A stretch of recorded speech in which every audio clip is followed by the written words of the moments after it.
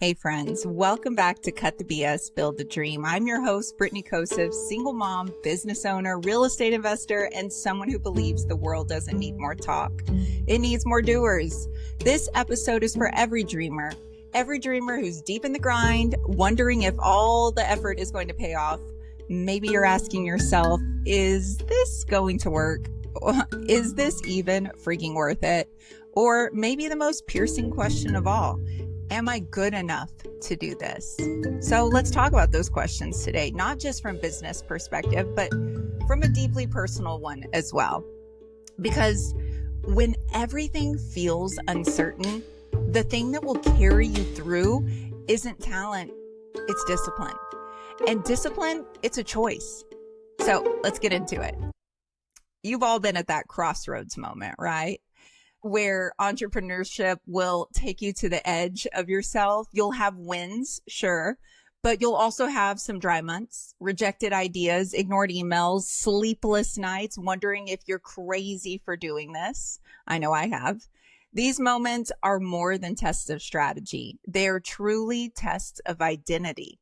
Because when things get hard, it's not your logo or your resume or your talent that keeps you going. It's who you have decided to become. Because skills are teachable. You can learn how to write a proposal. You can learn how to pitch an idea. You can learn how to manage a team. You can learn budget, finance, hell, even taxes, although that one seems iffy. Those skills, though, are forged in fire of discipline. Think about a rock climber. Imagine a free climber scaling a cliff. There's no ropes, just bare hands and raw willpower. Every move is calculated. Every grip is strategic, right? Every placement of his foot is practiced so that when he gets up there with no ropes, no harness, he doesn't fall. But what gives him that grip? Calluses, strength, experience. He didn't start out on a mountain. He started small. Maybe he even started indoors. One hold at a time, he practiced. One foot placement. Over time, he started getting those calluses. He built the forearm strength, the grip strength. He developed the confidence and the skill through daily discipline. And that's how it works in business too. You don't start with mastery. You earn it. You show up more often than you think you need to. You send the extra email. You run the late night numbers. You take the meeting when you're exhausted, right? At the beginning, when you don't have the skills to do fewer reps, you do more reps. I tell my agents all the time, if you're not making the money you want to make, then that means you're not making the calls, not setting the appointments, not attending the networking events, not hosting the open houses. You have to do more reps when you're new at something. It just is. So I want to take it a step further. Now let's think about another image. Picture a blacksmith, the old metal creator. He would turn raw bits of metal into freaking glorious shaped swords or pieces of art even, or tools. And that raw metal on its own isn't useful, but in the hands of someone committed to the process, it becomes that blade, that masterpiece, that tool that shapes the world around it. And here's how it happens. First off, the blacksmith starts building a huge fire. And then he gets his furnace all ready and he gets a pot in there and he melts the metal. He gets it so hot that it's malleable. Guys, that's pressure. That's stress. That's the deal that didn't close or the product launch that flopped. That's when you become moldable. All right. And then that strong blacksmith pulls out his hammer and then he takes that metal and he puts it on an anvil. And then strike after strike after strike, he starts creating that tool, that sword, that masterpiece. And this is where growth happens.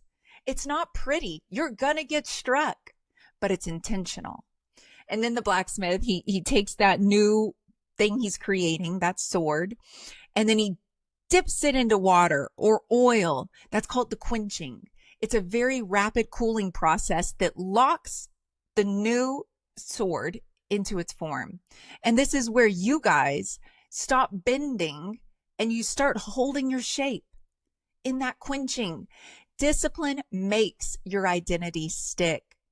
And then the blacksmith, he's not done yet because now he's got the shape of a sword, but it's not ready yet. Now comes the sharpening. It's the refinement. It's the precision. And this happens to you too. This is where you stop winging it and you start cutting through resistance. This is the process of becoming unshakable. You know, it all stems though, guys, from your identity over emotion. You have to build the identity first. I am a person who works hard. I am a person who finishes what they start. I am someone who shows up when it's uncomfortable. Here's the thing. You don't stumble into that identity though. You choose it. You reinforce it and you earn it every day through your daily actions. So let me keep it real with you. Last week, I had a full-on pity party. I mean, crying, stressed, yelled at the kids. I was looking at my business bank account, at the cost of running my company, payroll, software, systems, and wondering, why am I doing this? Why am I killing myself? I could go back to just selling real estate, investing, and make more than enough. I mean, when I was just selling real estate, I was making $500,000 a year easy. At the time, it didn't seem easy, but now I'm doing the same thing and I'm managing a company. And don't forget, I'm still a single mom. I love, though, what I do. And I've chosen the hard thing, building a business, raising the kids, managing the rentals, and pouring into others. Why? Because I love it. Because I'm building something that truly matters. And that means I have to grow faster than my problems appear. I have to choose the hard thing over and over and over, not for the drama of it, but for the depth it creates. And so why the hard path? Why? Because it offers comfort, and not like the easy path does. It offers comfort in the long run. And that hard path, what it gives you on the way to the easy path ahead, it offers transformation. When you choose discomfort, you choose all the things that go with it: growth, clarity, strength, purpose, because you're not broken. Those strikes aren't breaking you. You're being forged through pressure, through repetition, through intentional resistance. You're sharpening the sword that is you. And that's what creates something that lasts. You know, breakthroughs, if you caught last week's episode on wildcard energy, breakthroughs happen from breakdowns. Breakdowns often come first. The moment everything falls apart, that's usually the moment something deeper is about to click into place. When you feel like you're being stretched too thin, when you feel like you're failing, you ask yourself, what if this is just the process of becoming someone I didn't even know I was capable of being? That's what happened to me. That's what's been happening to me the last few days. And it's a daily choice, guys. Every day you get to decide, will I stay comfortable or will I grow? It's not about hustle for hustle's sake. It's about becoming someone who can carry the weight of their vision instead of just seeing it in their head. Because discipline is greater than talent.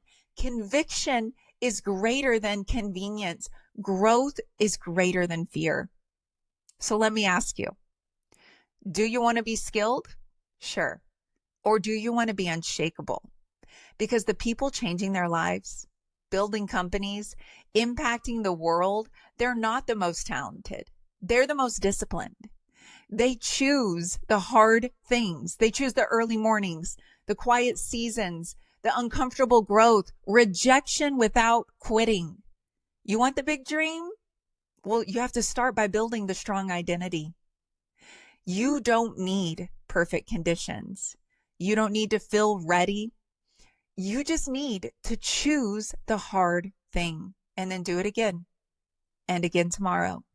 Because the identity you build today, that's the foundation your future is going to stand on.